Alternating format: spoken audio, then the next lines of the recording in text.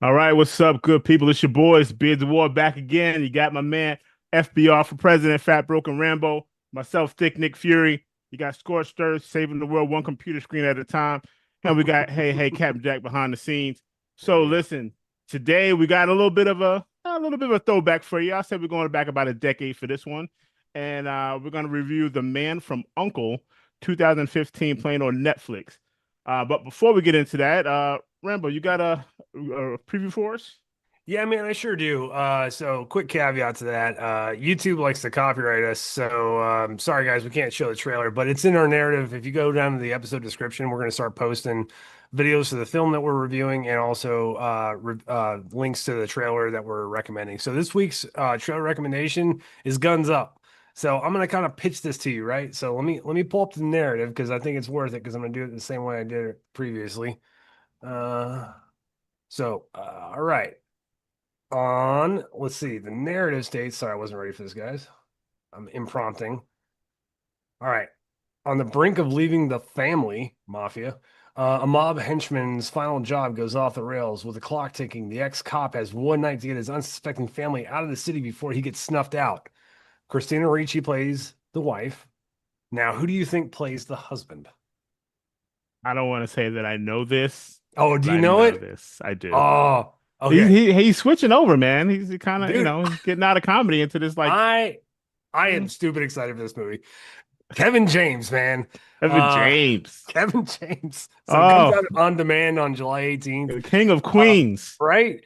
But I will say this. Have you seen the it came out a couple years ago. I wasn't really Yeah, prepared I know to you're be talking about. honest. It's called Becky. Amy Becky. Yeah, Becky. Becky. Yeah, Yeah. yeah. So he plays like a neo-Nazi that stumbles upon an interracial family, and the daughter is the one that kind of brings the fight to all these guys, Home Alone style, but it's rated R and it's pretty fucking brutal. Uh, Right.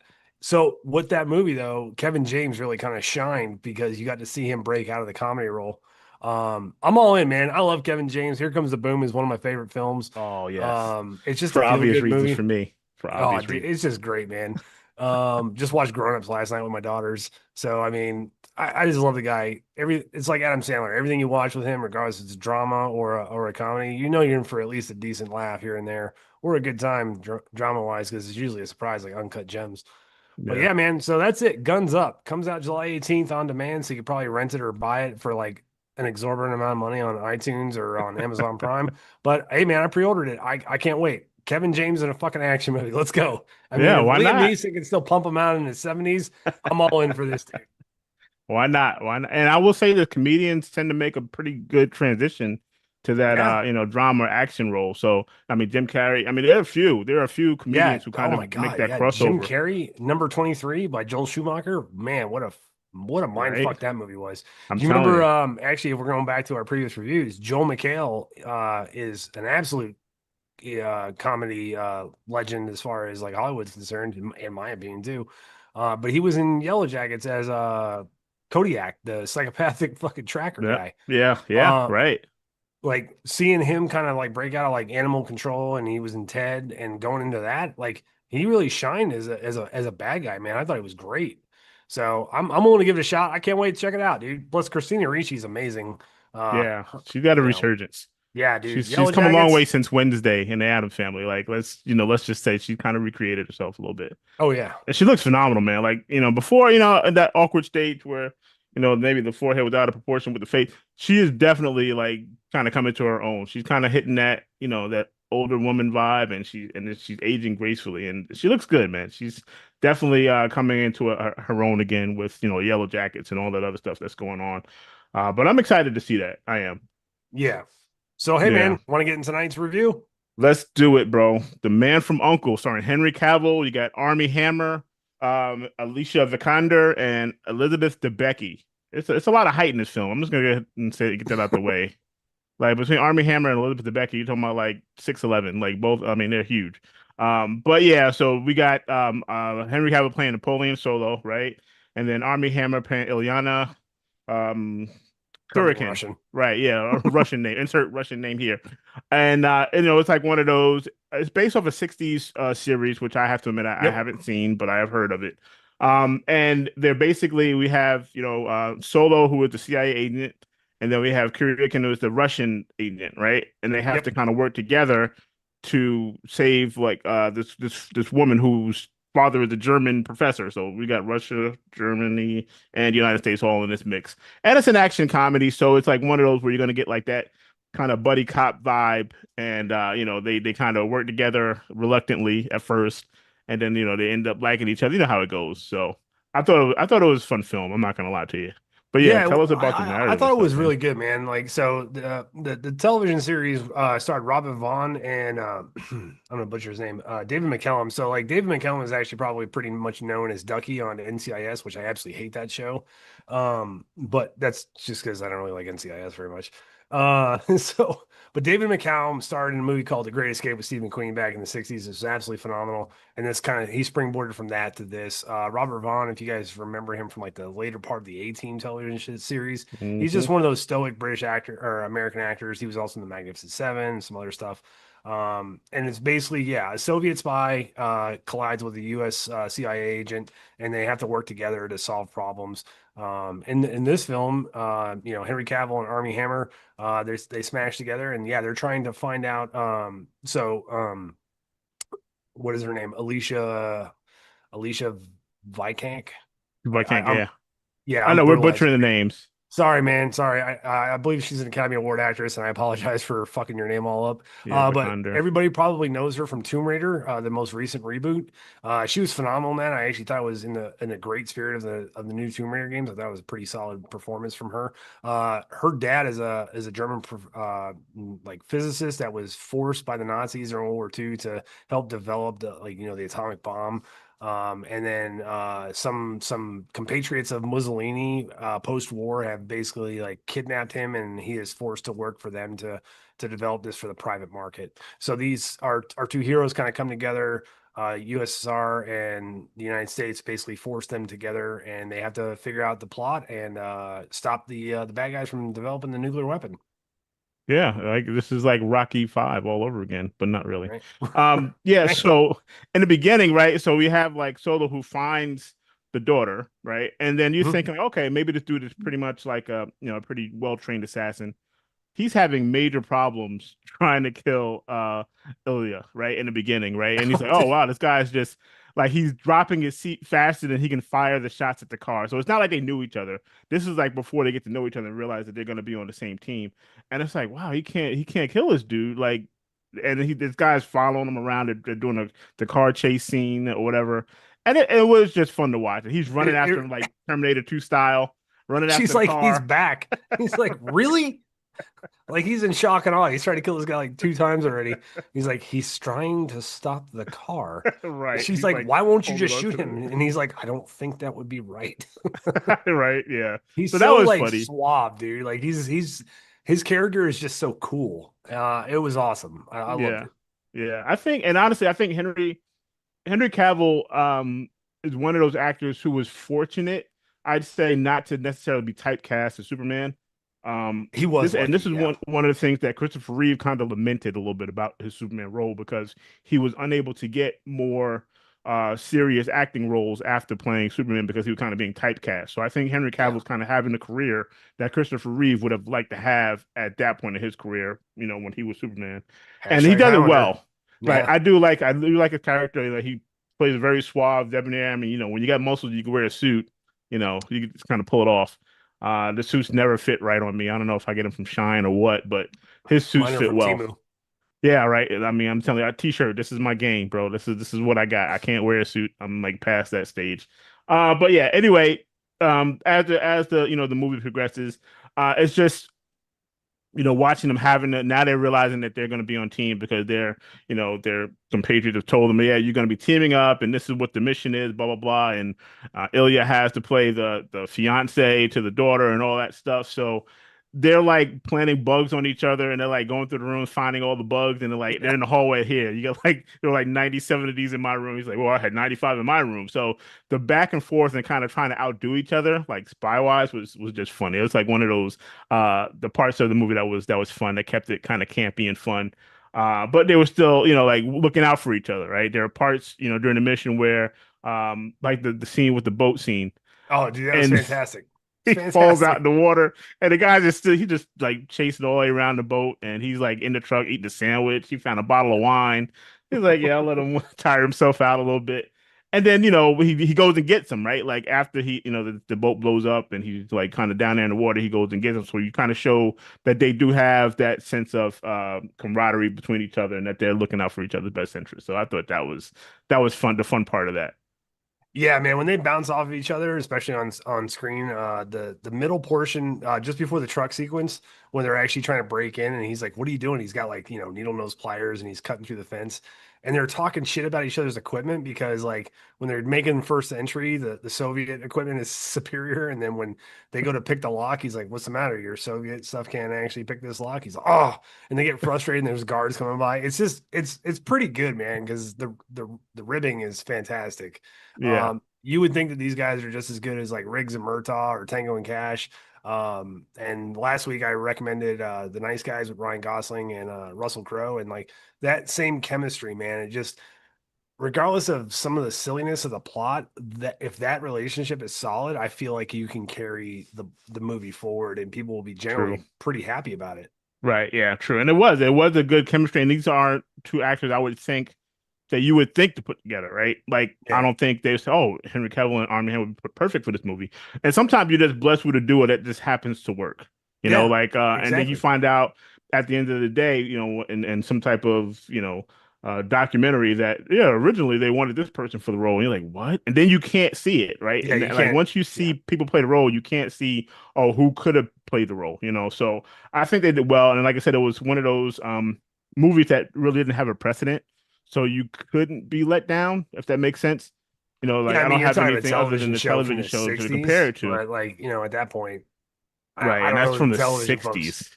Yeah, Right. if you remade the 18, 20 years from now, I don't think any of us are going to really give a shit because we're going to be like, oh, B.A. Baracus, Mr. T is the OG, man. Like fucking no one's going to care about that. Right. He's You know, supposed to have a mohawk. I'm like, what's a but mohawk? this is one of those films that it tries to bring like an old classic back into the limelight, so like maybe the next generation can appreciate the film. And who knows, man, maybe they'll go back and check out the television series because of because they're a fan of the film and be like, oh, I want to see where it all came from. So I Right. mean, Yeah. you do have a lot of fans like that. And one of the things I love is this is directed by Guy Ritchie, and Guy Ritchie is absolutely one of my favorite directors of all time, easily. He is known for his British crime dramas, like Mobland, The Gentleman, the television show and the movie, Lock, Stock, Two Smoking Barrels, Snatch. He just did The Covenant with Jake Gyllenhaal. His style is splashed all over this movie, man. The quick cuts, the witty dialogue. I love the action set piece at the end where he kind of does like this. He breaks the film into like quads, and then they keep moving around each other. So you see the Right. assault force go in, and it's not like your standard like John Wick or like Arnold Schwarzenegger kind of action sequence where you follow them step by step.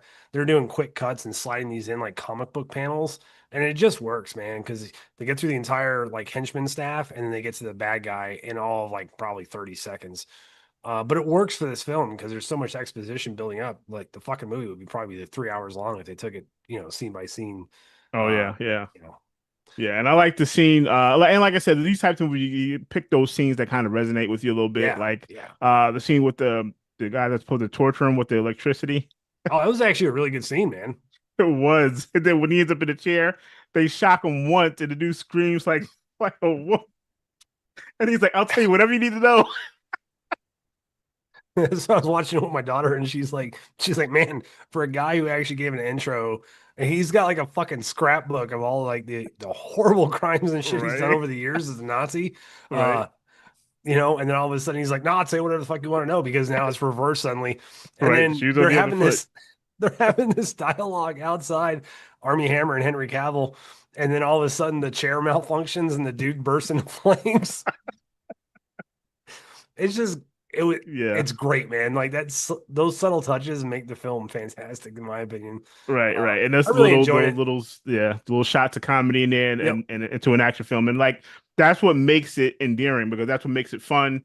'Cause the action is the action, right? Like, Yeah, and I would say in movies like Ballerina, like the John Wick movies, like there's really no comedy, right? Not that you need it, but then you have to rely heavily on the action, right? Because absolutely. there's no witty dialogue, right? It's like, oh wow, okay, now you can kind of slow it down and you can see all the moves that they do because you're really playing on that action sequence to carry the film. Whereas if you just inject a little bit of comedy, you don't have to add any action. And then the whole scene, like no one's throwing a punch, right? They're literally just having a conversation, and all the comedy is happening in the background while this guy is Yeah, trying to turn around and look and see what they're doing and reactivates the chair. He's just like bursting into flames while they're just out having a conversation, and that's how I think great storytelling is done, right? It's like yeah, the subtleties of it without having to go overboard and kind of like, hey, look over here, guys, because we want to distract you with all this action. But it was a fun movie to watch. yeah, And like we're getting to the triple cross, I would call it, right? Because we also had Hugh Grant in this, yeah. who Great placement was too, man. Oh, Hugh right, Grant's and fantastic. he was running the agent of the female, Yeah, I forget her British name. MI5. Right, right. So it Yep, was like a triple cross. So she kind yep, of was the agent trying to do her part of it. So at the end of it though, like they're all kind of, working together, that kind of thing.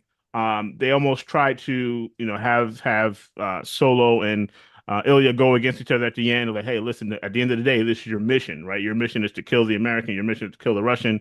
And at that point, they formed such a bond that you could tell that wasn't gonna happen, right? yep. Um, but it was just I think a good movie, well done. I don't think they would need a part two to this. I think that one movie was enough, but they left that kind of meat on the bone, right? If they wanted to make a second one, they could. Got to make a It's cannibal been what, joke, didn't 9 you? years, right? It's been like 9 years, so Yeah. I don't know what Army's doing these days if he's Mm. available for that. But yeah, Well, I let's say enjoyed it, this. man. I would say that Army Hammer is hungry for a new role. Wah, wah. Okay, yeah, Sorry, that well that's my said. best joke I can say. That's what If I'm you saying. guys don't There's know, meat on that bone, man. There is some meat left on that bone. If they want to come back to this, you guys will get the jokes if you Google it. Trust me, you'll right, yeah. understand. Google Army Hammer, who's 6'5", by the way. Yeah. I don't know why they need to throw that out there. But yeah, man, I don't know. There's something about tall people in me, man. I'm just can't you don't get credit for that. You too, Rambo. You're one of those dudes, man. Them tall dudes. You don't get credit for that. That's just Okay. genetics. All right, I'm done. I'm done. All right, what else we got, Fantastic man? film, man. Highly recommend it. Hey, if you guys want to check it out, though, it is on Netflix right now. So go over there and check it out. Yeah, Absolutely. man. Recommendations of the week. So you want me to kick it off? Yeah, you can kick it off, man. Go All for right. it. So I kind of went back and forth. But in the spirit of this film, like it wasn't necessarily lighthearted, but there was some comedy injects. I went with the Kingsmen, man, the original with Secret Service, Colin Firth, and Taron Egerton, Michael Caine, and amazing performance by Samuel L. Jackson in this film. Um, I will tell you that the best scene in this film involves a Leonard Skinner song. And if you know the movie, then you know exactly what I'm talking about. It is an absolutely fantastic scene. And I would say that that scene alone probably set the action film industry on fire. I think that you have films like John Wick today because of scenes like that, because the action in that movie is just phenomenal. Is it over the top? Absolutely. Is it very James Bond like? Absolutely. You even have a cameo from fucking Mark Hamill in there, man. Luke Skywalker decided to show up for this film. There are two other sequels. There's the rumor that there's going to be a third that kind of like not concludes Eggsy's story, which I hope to see one day. I know Taron Egerton mentioned that he was trying to see if The Rock would come in as the villain. This was probably a couple years ago. I would love to see that, man. The second one, the Golden Circle, is okay. The prequel, though, with Ray Fiennes is, in my opinion, came out during the pandemic. It was fantastic. I think you should check it out. Hulu owns the rights to 20th Century Fox, and this is a 20th Century Fox film, so you can check it out on there. If not, you're probably going to have to rent it through iTunes or Amazon Prime. Can't recommend it enough. The whole series actually is fantastic, but this movie is fucking great, man. And Mark Strong as Merlin is probably the best character of the series. Okay. I will admit, man, Kingsman is one of those series that kind of got away from me. Like, it's one of Oh, those like, oh, really? I want to check this out, I want to see it, but I never really got that opportunity, And I know there's more than one, so it's like you gotta watch it from beginning to end, kind of thing. Like with Harry Potter, don't kill me. I don't know Harry Potter. Like, and my girlfriend, every time I come home, she has a Harry Potter movie on, so I I know there's do. like 18 of them, but I It's still good, don't know which one is first, which one is last. I don't know. good background noise. I I, like me some Harry Potter, man. Right. I would tell you add Kingsman, all three films to your ever growing list that you'll never get through. Yeah, the list I'll never watch. I know because you know why, and let me tell you why I'll never get through that list. And I'm gonna start with my recommendation, Yeah, please tell me why. and it's called The Last Descent.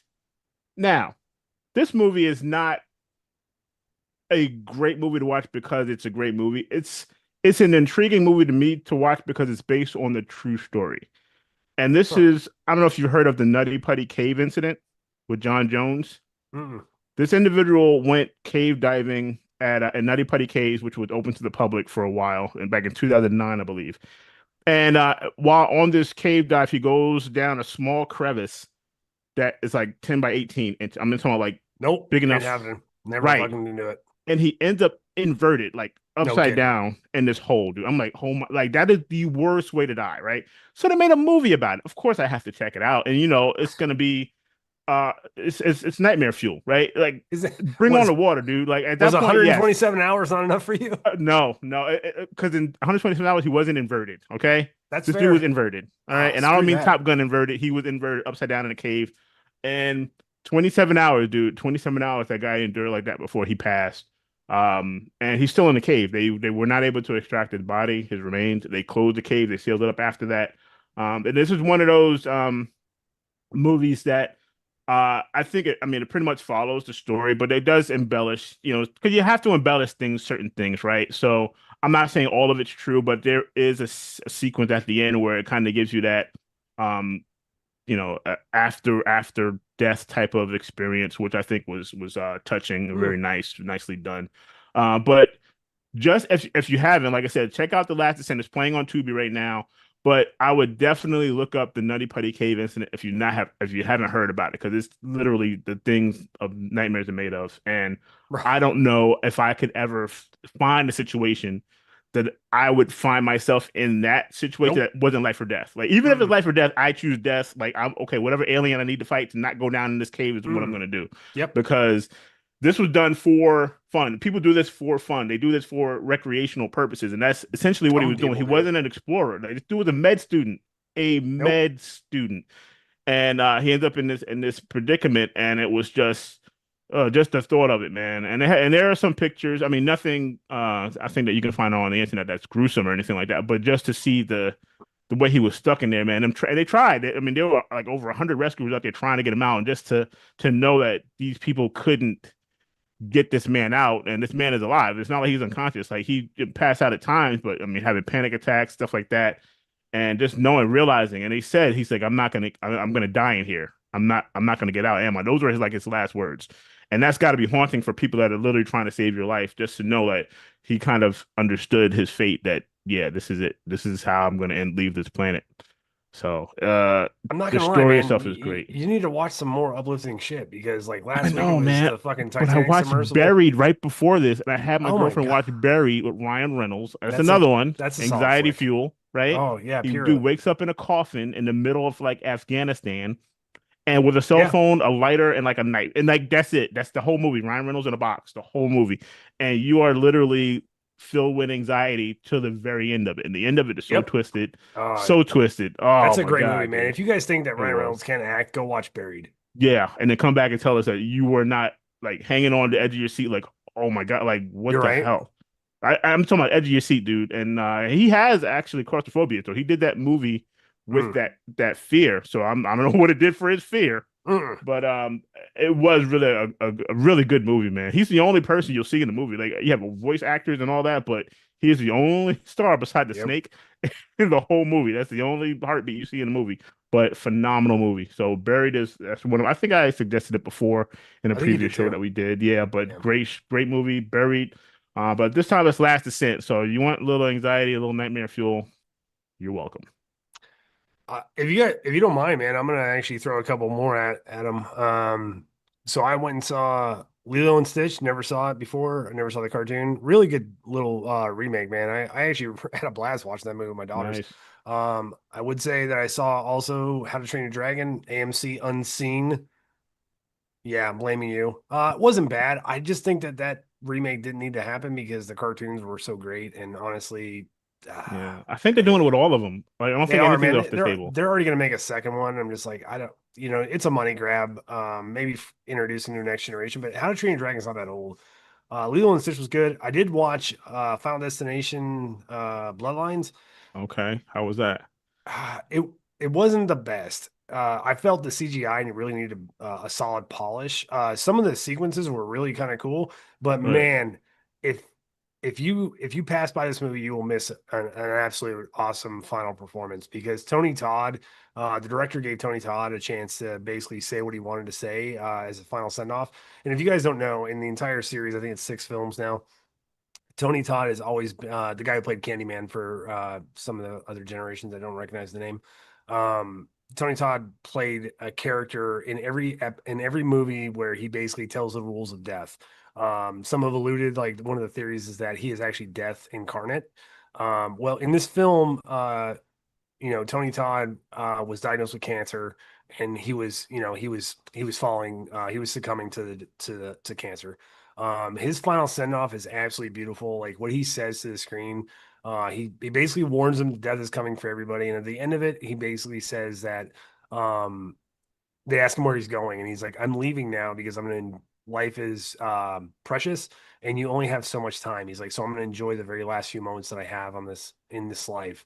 For those of you guys that know, Tony Todd recently passed shortly after that film was concluded, and it was a beautiful send off for him, man. And it really kind of touched me because I grew up watching that series.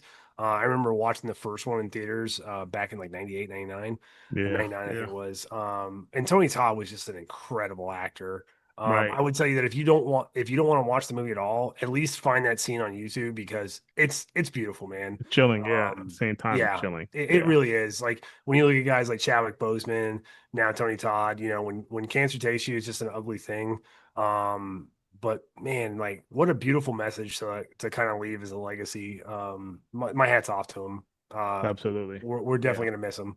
Yeah. He's a horror, unsung hero in a genre of horror for sure. Absolutely. He definitely deserves his roses, man. Terrified a generation, man. Man, I dare you. Get in front of Yeah, that mirror and say it. yeah, Say it yeah. right Three now. I dare three you. times. Go for it. And Double I'm not dare. talking about Beetlejuice. All right. Yeah. Fucking fuck Beetlejuice, man. Right. Beetlejuice ain't got nothing on Candyman. Okay. No.